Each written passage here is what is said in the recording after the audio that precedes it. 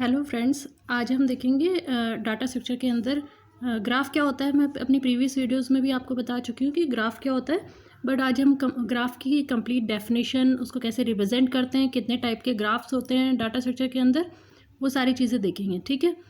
जैसे मैंने last time आपको भी एग्जाम्पल भी बताया था कि मान लो सपोज़ किसी, जैसे हमारा घर है, ठीक है, इंस्टीट्यूट है या शॉपिंग मॉल है या ऐसे अदर जो हमारे डेस्टिनेशंस हैं जहाँ हमें जाना है। ठीक है।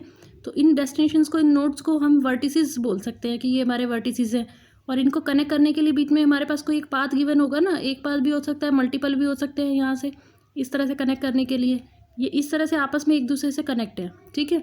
तो इस तरह की जो हम रिप्रेजेंटेशन देते हैं, तो ये जो हमारा पाथ होता है इसे हम बोलते हैं कि ये हमारी एजेस है। ठीक है। और ये जो नोड हम है इनको बोलते हैं वर्टिसेस है। तो बेसिकली हमारी ग्राफ की डेफिनेशन क्या हुई कि भाई हमारे नोड्स की जो वर्टिसेस की कलेक्शन और एजेस की कलेक्शन जो है उसे हम ग्राफ बोलेंगे। एजेस को हम ग्राफ के अंदर ई से रिप्रेजेंट करते हैं और वर्टिसेस को कैपिटल वी से रिप्रेजेंट करते हैं। ठीक है। इस तरह से हम ग्राफ में वर्टिसेस और एजेस को रिप्रेजेंट करेंगे। लेकिन इसमें एक चीज़ ध्यान रखना है, ग्राफ के अंदर हमारे अंदर जो नोड्स होते हैं, जो हमारे वर्टिसेस होते हैं, वो फाइनाइट सेट होगा। सेम एजेस के लिए भी हमारा जो है कोई एक फाइनाइट सेट गिवन होगा। तो इसकी डेफिनेशन अब एक बार हम लोग देखते हैं। A graph G may be defined as a finite set V. V क्या है? V of vertices and a set, ये भी हमारा फाइनाइट होगा, of set E of edges. E को मतलब एजेस को रिप्रेजेंट किया हमने कैपिटल ई से और वर्टिसेस को हमने रिप्रेजेंट किया है कैपिटल वी से। और इसे ग्राफ को, डायग्राम को अपने रिप्रेजेंट करने के लिए हम यूज़ करते हैं capital G equals to set of vertices and edges. ठीक है। इसकी कलेक्शन को हम ग्राफ बोलते हैं। एग्जाम्पल के लिए हम लोग एक डायग्राम देख सकते हैं, इसके थ्रू भी हम समझ सकते हैं ग्राफ के थ्रू। ठीक है। हमारा एग्जाम्पल दिया हुआ है, इस तरह से एक ग्राफ बना हुआ है और हमारे नोड के जो नेम है वो हम कुछ भी दे सकते हैं। ABCD लिखें, XYZ लिखें, या काउंटिंग में लिख सकते हैं कि 2 3 4 5 1, इस तरह से लिख सकते हैं। तो यहाँ पे सेट ऑफ वर्टिसेस हमारे पास क्या है, जो हमने सर्कल से डिनोट किए हैं, ये हमारे क्या है, ये वर्टिसेस है। तो हमारे पास वर्टिसेस क्या है, ज़रूरी नहीं हम इंक्रीजिंग ऑर्डर में लिखें, आप इसे कैसे भी लिख सकते हो। 1 3, ये एक तरह से इनका नेम है। 1 3 4 2 5, ये किसी भी ऑर्डर में आप लिख सकते हो, बस इसकी कलेक्शन को रिप्रेजेंट करना है कर्ली ब्रैकेट्स के अंदर। ठीक है। और हमारे पास सेट ऑफ एजेस यहाँ पे क्या होंगे, ये जो एजेस हमारे पास, ये जो पाथ गिवन है, हम इन्हें कोई एक नाम दे सकते हैं। अज्यूम कर लेते हैं हम अपनी तरफ से कि ये ए दिया हुआ है, ये बी है, C D E F। ठीक है। तो सेट ऑफ जो एजेस होगा हम जिसे रिप्रेजेंट करेंगे वो हमारा क्या हो जाएगा, ABCDEF, इसकी कलेक्शन हो गई। ठीक है। अब इसे आप एक और डायग्राम के थ्रू, एग्जांपल के थ्रू भी समझ सकते हो ग्राफ के अंदर। ठीक है। जैसे हमारे पास एक डायग्राम में ये नोड दे दिया है, इस तरह से हमने कनेक्ट कर दिया है, इसे XYZ बोल दिया। तो यहाँ पे वर्टिसेस हमारे कौन कौन से हैं, XYZ।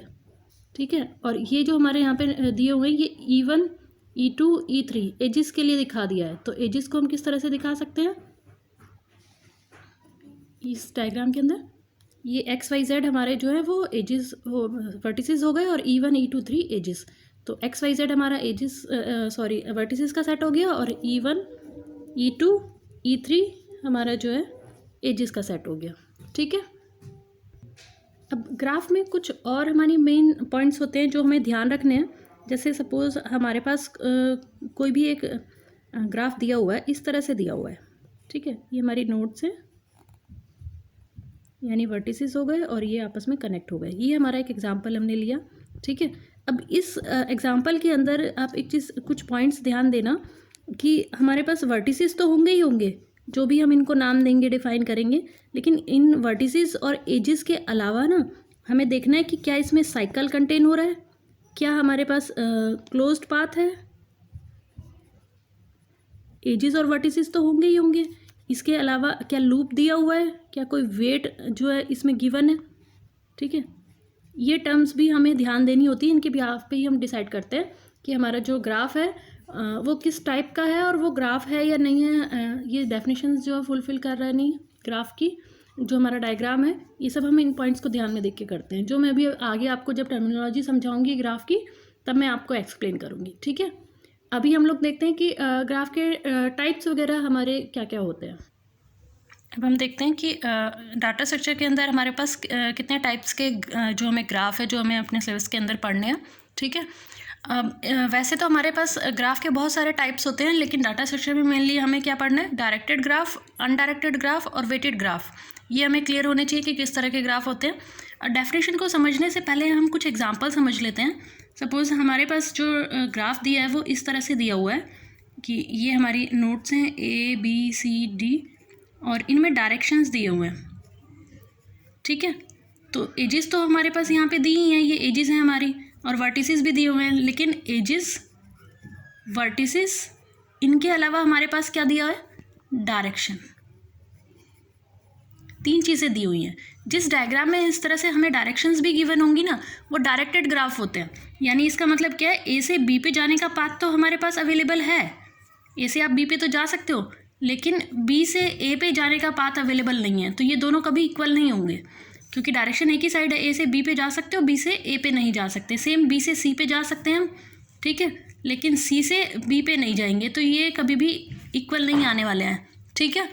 तो इस तरह का ग्राफ जिसमें डायरेक्शन भी गिवन हो एजेस और वर्टिसेस के अलावा, उसे हम क्या बोलते हैं, डायरेक्टेड ग्राफ बोलते हैं, ठीक है।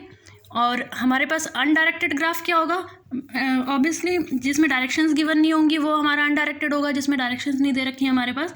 लेकिन ये एक तरह से ना हमारा बाई डायरेक्शनल भी होता है। मान लो सपोज हमारे पास ये डायग्राम दे दिया ABCD, सेम है लेकिन डायरेक्शन इस बार नहीं गिवन है हमें। तो बाई डायरेक्शनल का मतलब है ए से हम बी पे जा सकते हैं और बी से ए पे भी, यानी ए से आप बी पे जा रहे हो और बी से ए पे जा रहे हो, ये दोनों इक्वल होंगी, सेम बात होंगी। आप ए से बी पे जाओ चाहे बी से ए पे, सेम चीज़ हमारे पास होगी कि हम ए से सी पे जा रहे हैं, ठीक है, और सी से ए पे जा रहे हैं, ये सेम चीज़ होगी। तो डायरेक्टेड और अनडायरेक्टेड में डिफरेंस समझ आया कि भाई यहाँ पे एक ही डायरेक्शन थी। अगर दोनों साइड डायरेक्शन होती तो हम दोनों साइड जा सकते थे, बट ये वन साइडेड डायरेक्शन दी हुई है, ठीक है। और इसको एक तरह से हम बोल सकते हैं कि अनडायरेक्टेड, या इसे बोलते हैं बाई डायरेक्शनल, ठीक है। ये हमारा एक तरह से हो सकता है बाई डायरेक्शनल, ठीक है। इसमें हमारे पास मतलब 2 वे है, दोनों साइड डायरेक्शन एक तरह से गिवन है। अगर कोई डायरेक्शन नहीं दिए तो इसका मतलब क्या हुआ कि वो दोनों साइड मूव कर सकता है, ठीक है। और वेटेड ग्राफ क्या होगा, सपोज़ कि हम अपने कोई भी एक डायग्राम बनाते हैं, एग्जांपल लेते हैं ABCD, इसके अंदर हम यहाँ वेट दे दें, कोई कॉस्ट या डिस्टेंस शो करा दें कि भाई यहाँ तो ए से सी पे जाने के 2 रुपये लगेंगे, ए से बी पे जाने के 4 रुपये लग रहे हैं, बी से डी पे जाने के हमारे 6 लग रहे हैं और सी से डी पे 8 लग रहे हैं। तो जो हमने इन्हें जो कॉस्ट गिवन शो करी है, इसको हम एज का जो है वेट बोलते हैं, ठीक है। तो ऐसा ग्राफ जिसमें एज पे कोई वेट गिवन होगा उसे वेटेड ग्राफ बोलेंगे, ठीक है। अब हम लोग एक बार डेफिनेशन देखते हैं कि भाई डेफिनेशन क्या क्या है हमारी डायरेक्टेड अनडायरेक्टेड ग्राफ की और वेटेड की, ठीक है। देखो डायरेक्टेड ग्राफ जो था हमारा, उसमें क्या था, इफ़ एवरी एज AB, जैसा कि मैंने आपको डायग्राम में बताया ना, एवरी एज ABBC, ऐसा नहीं कि यही डायरेक्शन गिवन होगी सब में, A से B में, B से C में, चाहे वो खुद पे जा रहा है चाहे वो अदर नोड पे जा रहा है, ठीक है। बट डायरेक्शन एवरी जो एज है उस पर गिवन होगी, हमारी हर एज पे डायरेक्शन शो करेगी, ठीक है। If every edge AB in a graph is marked by a direction from A to B, then we call it a directed graph, ठीक है। और undirected graph, obviously if directions are not marked on the edges, then graph is called an undirected graph, ठीक है। यहाँ तक clear हुआ सभी को।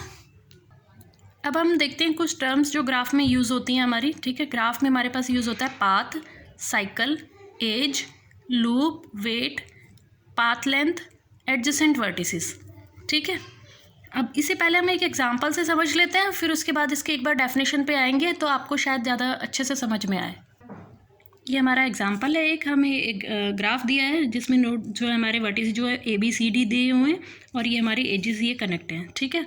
तो इसके अंदर हम देखते हैं कि भाई हमारा जो पाथ है वो क्या होता है, साइकिल क्या होता है, ठीक है। पहले साइकिल समझते हैं। साइकिल के लिए क्या होगा कि मान लो सपोज़ ये हमारा स्टार्टिंग पॉइंट है, हम यहाँ से शुरू करते हैं और सारे नोड्स विजिट करते हैं। A से B पे गए, B से C पे गए, C से D पे गए, यहाँ एडजेसेंट नोड पे हम जा रहे हैं और एडजेसेंट नोड पे जाने के बाद हम वापस एंड भी A पे कर गए। अगर हमारा सारे एडजेसेंट नोड को विजिट कर रहे हैं और उसके बाद हम स्टार्टिंग पॉइंट पे ही वापस आ जाते हैं तो इसे बोलेंगे साइकिल, ठीक है। सपोज़ हमारा डायग्राम इस तरह दिया होता तो यहाँ से हम स्टार्ट करते तो यहाँ नोड पे गए, यहाँ गए और यहाँ गए, तो ये हमारा साइकिल है। ठीक है, साइकिल के लिए सारे नोड विजिट करना ज़रूरी नहीं है। सपोज़ हमारे पास डायग्राम होता है इस तरह का, ठीक है, हम यहाँ से शुरू करते हैं, इस पॉइंट से यहाँ गए और देन उसके बाद यहाँ वापस आ गए, तो ये भी एक साइकिल है। ठीक है, साइकिल का सर्कल से कोई लेना देना नहीं है। जो साइकिल है वो हमारा ट्रायंगल शेप में या किसी भी शेप में आ सकता है। ठीक है, अब इसके अंदर हम समझते हैं कि हमारा पाथ क्या होता है। ठीक है, पाथ को समझने के लिए एक चीज़ ध्यान दीजिए, जैसे हम घर से मान लो इंस्टीट्यूट आते हैं, ठीक है, या कॉलेज जाते हैं अपने, तो रास्ते में बहुत सारी हमारे रास्ते में जगह पड़ती है ना, किसी मान लो अपने फ्रेंड का घर पड़ गया या शॉपिंग मॉल पड़ गया या कोई शॉप पड़ गई है, तो यहाँ से यहाँ तक जाने का जो आपने रूट फॉलो किया है, इसमें बीच में काफ़ी सारे नोड्स वर्टिसेस जो हैं वो कनेक्ट होंगे एडजेसेंट वाले। ठीक है, लेकिन ये यूनिक होंगे। मान लो किसी ए फ्रेंड का घर पड़ गया है तो वो रास्ते में एक ही बार पड़ेगा, ऐसा नहीं कि आप आगे जाओगे तो फिर एक का घर पड़ जाएगा। अगर आप ऐसे दोबारा एक का घर आ रहा है, इट मीन्स आप उसी गली में या उसी पाथ पे बार बार घूम रहे हो, रॉन्ग डायरेक्शन में जा रहे हो। तो हम देखेंगे कि अगर इस रास्ते में पाथ में हमारे जो है ए पर्सन का घर बार बार पड़ रहा है, इट मीन्स क्या हुआ कि भाई हमारा जो ये पाथ जो हम फॉलो कर रहे थे वो रॉन्ग है, हम सही डायरेक्शन में नहीं जा रहे हैं। तो सेम एग्जांपल से हम यहाँ समझ सकते हैं, हम ए से बी पे गए, बी से सी पे गए, सी से डी पे गए और डी से हम फिर वापस आ गए। तो यूनिक एडजेसेंट नोड्स हमारे आपस में कनेक्ट हुए हैं ना, तो इसको जिसमें यूनिक कनेक्शन आ रही है वर्टिसेस की, इसको साइकिल कॉल करते हैं, सॉरी पाथ बोलते हैं हम इसे। ये हमारा पाथ होगा यानी रूट होगा। ठीक है, स्टार्टिंग और एंड नोड जो है वो एक्सेप्शन होती है, वो रिपीट हो सकती है। हो सकता है हम अपने घर से चलना शुरू करें और वापस हम जो है अपने घर पे वापस आ जाएं। ठीक है, तो स्टार्टिंग और एंड पॉइंट सेम हो सकता है। अब हम देखेंगे कि भाई हमारा एज क्या होता है। ठीक है, एज जो है हमारे डायग्राम में ये जो हमारी नोड ये कनेक्ट है ना, इसी को हम जिस पे जो कॉस्ट भी हम कनेक्ट कर रहे हैं या कुछ भी इंफॉर्मेशन जो हम कनेक्ट कर रहे हैं, तो इस पार्ट को ही हम जो है एज कॉल करते हैं। तो ये एक तरह से कॉस्ट है जो एज के साथ कनेक्ट की जाती है। ठीक है, और हम अगर लूप की बात करें कि भाई लूप क्या होता है, ठीक है, तो आप सेम डायग्राम के अंदर समझिए। लूप का मतलब होता है कि हम सोर्स जहाँ से हम चलना शुरू कर रहे हैं वहीं पे वापस आ जाएं और कोई और नोड रास्ते में नहीं होनी चाहिए। यानी ए से ये सिंगल एज जो आ रही है वापस रिटर्न स्टार्टिंग नोड और एंड नोड, बस यही नोड एक इसमें कंटेन होगी, बाकी और कोई नोड नहीं आएगी। तो इसे साइकिल बोलते हैं। सपोज़ हमने यहाँ से चलना शुरू किया और यहाँ आए और इस पाथ से वापस आ गए, तो ये साइकिल होगा, लूप नहीं होगा। अगर हम ए से शुरू करते हैं और ए पे ही वापस आ गए और किसी और नोड पे नहीं गए हैं, तो ये लूप कहलाएगा। ठीक है, तो अब हम इसकी एक बार डेफिनेशन देख लेते हैं सबकी कि डेफिनेशन क्या है। पाथ की डेफिनेशन देखिए, path is defined as a sequence. ये एक सीक्वेंस होता है of distinct vertices in it which each vertex is adjacent. यानी कि हमारे पास अगर ये डायग्राम दिया हुआ है, ठीक है, तो पाथ हमारा क्या होगा कि डिस्टिंक्ट जो भी एडजेसेंट जो हमारी नोड है, वर्टेक्स है, हम उसे कनेक्ट करते हैं। ठीक है, तो ये हमारा जो फॉलो हुआ है वो पाथ है। ये यहाँ पे भी स्टॉप हो सकता था। ये मान लो सपोज हम यहाँ से विजिट किए और यहाँ पे स्टॉप हो जाए। ठीक है, तो यहाँ ए बी सी डी, ये ए बी सी हमने सिर्फ एक पाथ फॉलो किया है।